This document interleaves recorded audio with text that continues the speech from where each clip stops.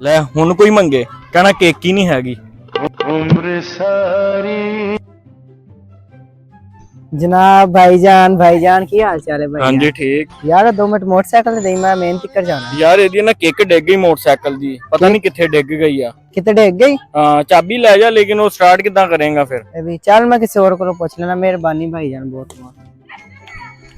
ਵਾਲੇਕੁਮ ਕੀ ਹਾਲ ਚਾਲ ਹੈ? ਠੀਕ ਹੋ? ਹਾਂਜੀ ਯਾਰ ਮੋਟਰਸਾਈਕਲ ਤੇ ਨਹੀਂ ਦਵਾਈ ਲੈਣ ਜਾਣਾ। ਯਾਰ ਮੈਂ ਰਸਤੇ 'ਚ ਆ ਰਿਹਾ ਸੀ, ਜੰਪ ਲੱਗਾ ਤੇ ਕਿੱਕ ਡਿੱਗ ਗਈ ਕਿਤੇ, ਉਹ ਕਹਿਣ ਡੇਗੀ ਪਤਾ ਨਹੀਂ ਚੈੱਕ ਕਰ ਲਾ, ਪਤਾ ਨਹੀਂ ਕਿੱਥੇ ਡਿੱਗ ਗਈ। ਮੈਨੂੰ ਝੋਲੇ ਵਿੱਚ ਕੀ ਹੈ? ਯਾਰ ਇਹ ਮੇਰਾ ਜ਼ਰੂਰੀ ਸਮਾਨ ਹੈ, ਇੱਕ ਬੰਦਾ ਆ ਰਿਹਾ ਉਹਨੂੰ ਦੇਣਾ ਵਾ।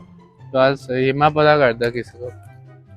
ਕੀ ਹਾਲ ਹੈ? जनाब भाईजान यार वो फैसल को मोटरसाइकिल मंगी उन्हें दित्ती नहीं यार। ਯਾਰ ਮੈਂ ਵੀ ਮੰਗੀ, ਕਹਿੰਦਾ ਕਿੱਕ ਨਹੀਂ ਹੈ, ਇੰਜ ਹੋ ਨਹੀਂ ਸਕਦਾ। ਆਪਾਂ देखते हैं आप कहन ਜਾਂਦਾ है आजा। ਚੱਲ ਆ ਲੋ। हाँ ਯਾਰ ਇੱਥੇ ਮੰਗਣ ਵਾਲੇ ਬੜੇ ਆ ਰਹੇ, ਇੱਥੋਂ ਨਿਕਲੀਏ ਕਿਸੇ ਤਰੀਕੇ ਨਾਲ।